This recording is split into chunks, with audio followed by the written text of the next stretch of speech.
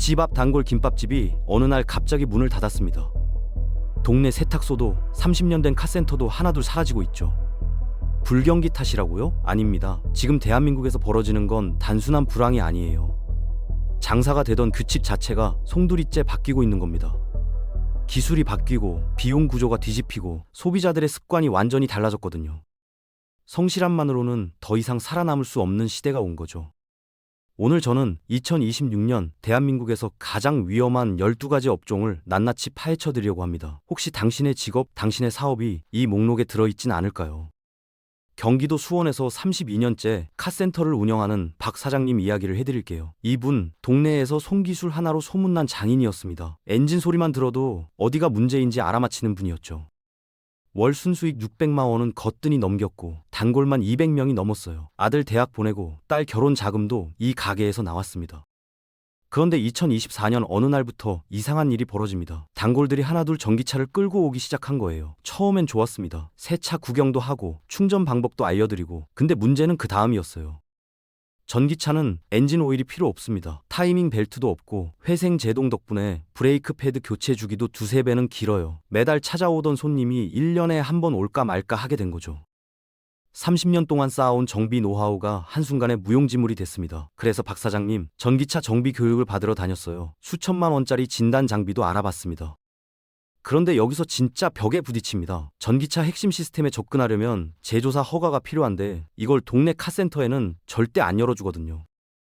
테슬라든 현대든 자기네 공식 서비스 센터로만 손님을 몰아가는 구조예요. 아무리 실력이 좋아도 소프트웨어 접근권이 없으면 수리 자체가 불가능합니다.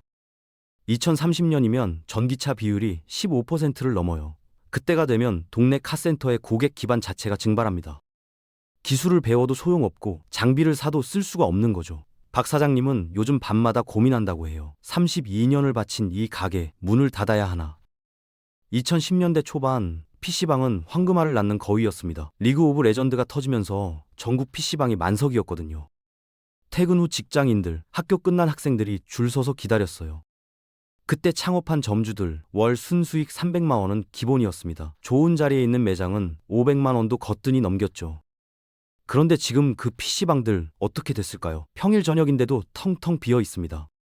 왜 이렇게 됐는지 아세요? 첫 번째 이유는 집에 있는 컴퓨터가 너무 좋아졌다는 겁니다. 요즘 가정용 PC에 RTX 4070 그래픽 카드 다는 거 흔한 일이에요. 144Hz 모니터에 기계식 키보드, 여기에 좋은 의자까지. 솔직히 웬만한 PC방보다 집이 훨씬 좋거든요. 굳이 시간당 돈 내고 PC방 갈 이유가 완전히 사라진 거죠. 두 번째는 게임 자체가 바뀌었습니다. 지하철에서, 침대에서, 심지어 화장실에서도 할 수 있는 모바일 게임이 대세가 됐어요. PC 앞에 앉아서 몇 시간씩 게임하는 문화 자체가 옛날 얘기가 된 겁니다. 이걸 모를 리 없는 점주들 가만히 있었을까요? 아니죠. 최신 그래픽 카드로 전부 교체하고 게이밍 의자도 9급으로 바꾸고 인테리어까지 새로 했어요. 6,500만 원을 쏟아부은 매장도 있습니다. 결과요? 한 달 반짝하고 끝이었어요. 손님들이 잠깐 구경하러 왔다가 그 뒤론 다시 안 오더라는 거죠. 여기서 우리가 깨달아야 할 게 있습니다. PC방의 위기는 장비가 낡아서가 아니에요. 아무리 좋은 컴퓨터를 들여놔도 집보다 나을 수가 없고 스마트폰보다 편할 수가 없거든요. 기술이 발전하면서 PC방이라는 공간 사업 모델 자체가 구식이 돼버린 겁니다. 하드웨어를 아무리 업그레이드해도 이 흐름은 절대 못 막습니다. 주유소 하면 뭐가 떠오르세요? 기름 냄새, 바쁘게 움직이는 직원들, 쉴 틈 없이 들어오는 차들. 한때 주유소는 돈이 알아서 굴러 들어오는 사업이었습니다. 리터당 마진이 100원도 안 되지만 하루에 차가 수백 대씩 들어오니까요. 박리담회의 정석이었죠. 아버지한테 물려받아 20년 넘게 운영하는 분들도 많았어요. 근데 요즘 주유소 앞을 지나가 보세요. 예전 같지 않습니다. 한때 길게 늘어서던 대기줄이 사라졌어요. 이유는 간단합니다. 전기차는 주유소에 올 일이 없거든요. 집에서 밤새 충전하거나 아니면 쇼핑몰이나 전용 충전소를 가죠. 지금 전기차 보급률이 겨우 2.6%예요. 근데 이것만으로도 주유소 매출이 10% 가까이 빠졌습니다. 앞으로 이 비율이 5%, 10%로 올라가면 어떻게 될까요? 그래서 똑똑한 사장님들은 미리 준비합니다. 전기차 충전소로 바꾸면 되지 않겠나 이렇게 생각하는 거죠. 근데 현실은 너무나 냉혹해요. 급속 충전기 한 대에 설치하는데 1억 원입니다. 주유기 4-5대 자리에 충전기 깔려면 최소 5억은 들어가요. 그리고 여기서 더 큰 문제가 있습니다. 주유는 5분이면 끝나요. 근데 전기차 충전은 아무리 빨라야 30분이에요. 회전율이 6분의 1로 뚝 떨어지는 거죠. 게다가 충전 마진은 휘발유보다 훨씬 적습니다. 5억 투자해서 원금 회수하려면 10년은 좋게 걸려요. 그 10년 동안 버틸 체력이 있는 주유소가 과연 몇이나 될까요?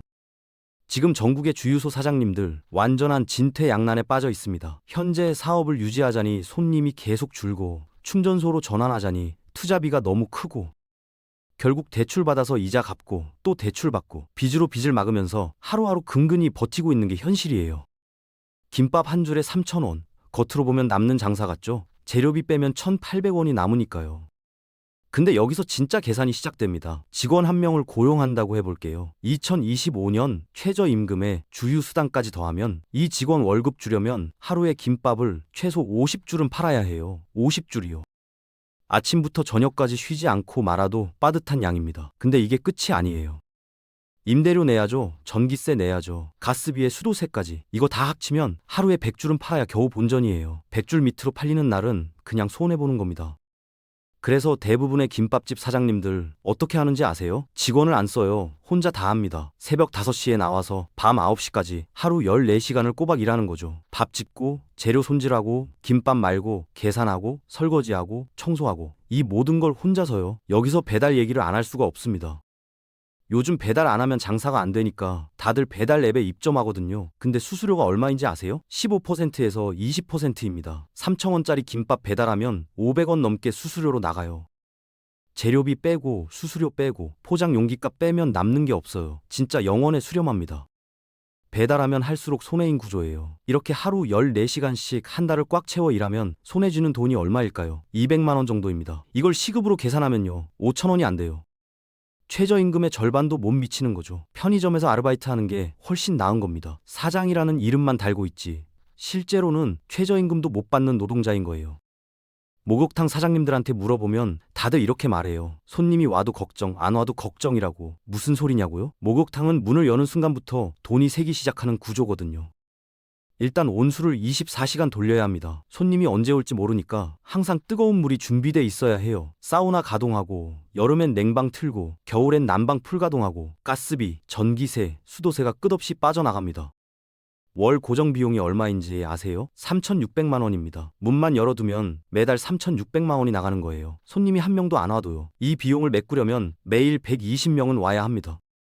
입장료 받고 때밀이 받고 식혜 팔고 이것저것 다 합쳐서 겨우 본전이에요. 근데 현실은 어떨까요? 요즘 동네 목욕탕 가보신 적 있으세요? 탕 안에 대여섯 명 앉아있으면 많은 거예요. 실제 하루 평균 방문객이 100명 정도밖에 안 됩니다. 120명이 와야 본전인데 100명이 오면 어떻게 되겠어요? 매달 600만 원씩 적자가 쌓입니다. 1년이면 7천만 원이 넘게 마이너스예요. 그러면 문 닫으면 되지 않냐고요? 여기서 진짜 무서운 얘기가 나옵니다. 목욕탕은 폐업하는 것도 돈이에요. 보일러 철거하고 배관 뜯어내고 타일 다 깨고 폐기물 처리하고 이 비용이 5억 원입니다. 적자 보면서 버티는 것도 지옥인데 그만두려면 5억을 내야 하는 거예요. 그래서 어떻게 하냐면요. 대출 받아서 적자 메꾸고 또 대출 받고 문을 열어도 손해, 닫아도 손해. 완벽한 진퇴양난이죠. 에너지 비용은 해마다 오르는데 입장료는 함부로 못 올려요. 올리면 그나마 오던 손님도 안 오거든요. 10년차 화물차 기사 이씨 이야기를 해드릴게요. 이분 정말 성실한 분이에요. 새벽 4시에 일어나서 밤 10시까지 운전대를 잡습니다. 하루 10시간, 한 달이면 300시간을 도로 위에서 보내요. 쉬는 날도 거의 없어요. 가족 얼굴 볼 시간도 없이 달리고 또 달립니다. 이렇게 죽어라 뛰면 한 달에 얼마를 벌까요? 매출 400만 원입니다. 생각보다 괜찮은데? 이렇게 생각할 수도 있어요. 근데 여기서 현실이 시작됩니다. 일단 기름값이 얼마나 드는지 아세요? 화물차는 경유 먹는 하마예요. 한 달 유류비만 150만 원이 훌쩍 넘습니다. 여기에 차량 할부금 내야죠. 보험료 내야죠. 타이어 다르면 갈아야죠. 정비비도 들어가죠. 이 필수 고정 비용이 한 달에 305만 원이에요. 400만 원 벌어서 305만 원 나가면 뭐가 남습니까? 95만 원이요. 한 달 내내 300시간을 일해서 손에 쥐는 돈이 95만 원인 겁니다. 이걸 시급으로 환산해 볼까요? 3,100원이에요. 편의점 알바가 시급 10,000원 넘게 받는 시대에 10년 경력의 기술자가 시급 3,100원을 받고 있는 거예요. 그러면 운송비를 올리면 되지 않냐고요? 그게 안 됩니다. 화물 운송 시장은 완전 경쟁이에요. 내가 비싸다고 하면 더 싼 사람한테 일이 넘어가거든요. 최저임금은 매년 오르고 기름값도 오르고 보험료도 오르는데 정작 운송 단가는 10년 전이랑 똑같아요. 아니, 물가 생각하면 오히려 떨어진 거죠. 이 씨는 요즘 이런 생각을 한다고 해요. 내가 왜 이 일을 하고 있지? 열심히 하면 뭐하나. 일하면 할수록 빚만 늘어나는데 비용 상승 속도가 수입 완전히 집어삼키고 있어요. 노동의 대가가 전부 비용으로 증발해버리는 거죠. 이게 바로 좀비 장사입니다. 살아있는 것 같지만 이미 죽은 거예요. 주말마다 영화관을 찾던 김대리 얘기를 해볼게요. 이분 영화광이었어요. 개봉일에 꼭 가야 직성이 풀리는 사람이었죠. 한 달에 서너 번은 극장을 갔습니다. 근데 어느 날부터 발길을 끊었어요. 왜냐고요? 계산을 해봤거든요. 영화 티켓값 15,000원, 팝콘이랑 음료 세트 12,000원, 주차비 5,000원, 영화 한 편 보는데 35,000원이 나가는 거예요. 연인이랑 가면 7만 원이에요. 이게 한 달에 서너 번이면 얼마입니까? 근데 집에서 넷플릭스 보면요? 월 17,000원이에요. 한 달 내내 수천 편을 볼 수 있어요. 영화관 한 번 갈 돈의 절반도 안 되는 거죠. 계산이 안 나오기 시작한 겁니다. 여기서 끝이 아니에요. 예전에는 영화관에 가야만 제대로 된 화면과 사운드를 즐길 수 있었잖아요. 근데 요즘 집에 뭐가 있는지 아세요? 65인치 TV가 100만 원대예요. 사운드바 달면 웬만한 극장 소리 부럽지 않아요. 누워서 보고 중간에 멈추고 화장실 다녀오고 편하기까지 하죠. 굳이 주말에 사람 북적이는 극장 가서 비싼 돈 내고 볼 이유가 없어진 거예요. 영화관 입장에서 진짜 문제는 따로 있습니다. 극장 수익의 핵심이 뭔지 아세요? 팝콘이에요. 티켓은 배급사랑 나눠야 하는데 팝콘이랑 음료는 마진이 70%가 넘거든요. 근데 관객이 반토막 나면 팝콘 매출도 반토막이에요. 2019년이랑 비교하면 관객 수가 절반으로 줄었습니다. 수익 구조 자체가 붕괴한 거죠. 영화가 재미없어진 게 아니에요. 소비자들이 똑똑해진 겁니다. 가성비를 따지고 효율을 계산하고 같은 돈으로 더 많이 즐길 수 있는 쪽을 선택하는 거죠. 영화관은 이제 더 이상 필수 여가 공간이 아니에요. 가끔 특별한 날에만 가는 사치품이 된 겁니다. 코로나 때 골프 배웠다는 사람 주변에 많죠? 2030 세대가 골프장에 쏟아져 들어왔어요. MZ 세대가 골프를 친다. 이게 뉴스가 될 정도였으니까요. 골프장 사장님들은 신났습니다. 드디어 젊은 피가 들어온다. 골프의 미래가 밝다고 생각했죠. 근데 지금 그 젊은 골퍼들 어디 있을까요? 필드에 없어요. 스크린 골프장에 있습니다. 왜 그런지 계산을 해볼게요. 필드에서 라운딩 한번 하려면 얼마가 들까요? 그린피 20만 원, 카트비 10만 원, 캐디피 6만 원, 여기에 밥값이랑 음료값까지 하면 최소 36만 원이에요. 시간은요, 왕복 이동에 2시간, 라운딩에 5시간, 하루가 통째로 날아가는 거죠. 근데 스크린 골프는 어때요? 1시간에 3만 원이면 충분해요. 퇴근하고 가볍게 1시간 치고 올 수 있죠. 비용은 12분의 1이고 시간은 7분의 1이에요. 효율로 따지면 비교 자체가 안 되는 겁니다. 젊은 세대가 뭘 더 좋아하겠어요? 당연히 스크린이죠. 필드는 한 번 가면 끝이지만 스크린은 매주 갈 수 있어요. 실력 늘리기에도 스크린이 더 낫거든요. 반복 연습이 가능하니까요. 그러면 골프장은 다 망하는 거냐? 그건 또 아니에요. 여기서 양극화가 벌어집니다. 회원권 1억 넘는 프리미엄 골프장은 멀쩡해요. 부유층은 여전히 필드를 찾거든요. 근데 문제는 중저가 퍼블릭 골프장이에요. 젊은 층 손님을 기대했는데 그 손님들이 스크린으로 다 빠져버린 거죠. 매출 절벽이 시작됐습니다. 중요한 걸 짚고 넘어갈게요. 골프가 인기가 없어진 게 아니에요. 오히려 골프 치는 사람은 늘었습니다. 달라진 건 방식이에요. 비효율적인 필드 소비에서 효율적인 스크린 소비로 완전히 이동한 거죠. 2020년, 2021년 캠핑 용품 매장 사장님들은 하늘을 날았습니다. 코로나 터지고 해외여행 막히니까 사람들이 전부 캠핑으로 몰렸거든요. 텐트 들여놓으면 바로 팔리고 캠핑 의자는 품절 대란이었어요. 웃돈 얹어서 사가는 사람도 있었죠. 매장마다 대기줄이 생겼습니다. 코로나가 끝나도 이 흐름은 계속될 거라고 다들 믿었어요. 캠핑이 하나의 문화로 자리 잡았으니까요. 근데 2024년이 되니까 어떻게 됐는지 아세요? 매출이 3분의 1 토막이 났습니다. 매장에 손님이 없어요. 왜 이렇게 됐을까요? 첫 번째 이유, 캠핑 장비는 한번 사면 끝이에요. 텐트가 얼마나 튼튼한데요. 잘 관리하면 5년, 10년도 써요. 침낭도 마찬가지고 버너도 그렇고. 코로나 때 다들 질렀잖아요. 이제 더 살 게 없는 거예요. 신규로 캠핑 시작하는 사람은 확 줄었는데 기존 캠퍼들은 이미 장비가 다 있으니까요. 두 번째 이유가 더 결정적입니다. 렌털 서비스가 떴어요. 생각해보세요. 1년에 캠핑 몇 번 가세요? 많이 가야 대여섯 번이잖아요. 근데 텐트 하나에 50만 원, 100만 원씩 해요. 이걸 사서 창고에 모셔두느니 갈 때마다 빌리는 게 훨씬 합리적이죠. 요즘 캠핑 렌털 앱 보면 텐트부터 테이블, 랜턴까지 풀세트가 10만 원도 안 해요. 쓰고 반납하면 끝. 세탁도 안 해도 되고 보관 걱정도 없어요. 그래서 캠핑 용품 매장들 지금 난리입니다. 손님은 없는데 임대료는 꼬박꼬박 나가고 직원 월급도 줘야 하고 적자가 눈덩이처럼 불어나고 있어요. 캠핑 자체가 죽은 게 아닙니다. 주말마다 캠핑장은 여전히 북적여요. 바뀐 건 소비 방식이에요. 장비를 소유하는 시대에서 공유하고 대여하는 시대로 완전히 넘어간 거죠. 지금까지 말씀드린 업종들은 그래도 자기 업종만의 문제였어요. 근데 이번에 말씀드릴 건 좀 달라요. 하나가 무너지면 줄줄이 무너지는 도미노 같은 구조적 붕괴입니다. 동대문 의류시장부터 볼게요. 예전에는 동대문이 패션의 성지였죠. 새벽 도매시장에서 옷 떼다가 온라인에 올리면 바로 팔렸어요. 사입 삼촌, 보세 사장님들 돈 좀 벌었습니다. 근데 지금 알리, 테무 들어보셨죠? 중국 공장에서 직배송으로 티셔츠 한 장에 3,000원이에요. 배송비 포함해서요. 동대문은 도매상 거치고 소매상 거치고 여러 단계를 지나니까 가격이 올라갈 수밖에 없거든요. 애초에 경쟁이 안 되는 겁니다. 소비자들 입장에선 3,000원짜리 사서 한철 입고 버리면 그만이에요. 품질이요? 어차피 한 시즌 입을 건데 상관없다는 거죠. 동대문 상인들 지금 완전히 초토화됐습니다. 부동산 중개업도 마찬가지예요. 지금 고금리 시대잖아요. 대출 이자가 무서워서 집을 못 사요. 매매 거래량이 역대급으로 바닥을 찍었습니다. 거래가 없으니 중개 수수료가 안 들어오죠. 설상가상으로 직거래 플랫폼까지 뜨면서 중개사 안 끼고 거래하는 사람들이 부쩍 늘었어요. 한때 월 800만 원 벌던 공인 중개사가 지금은 100만 원도 못 번다고 해요. 수입이 8분의 1 토막 난 거죠. 집이 안 팔리면 뭐가 또 안 될까요? 이사를 안 가요. 이사를 안 가면 인테리어 안 하고 가구 안 사요.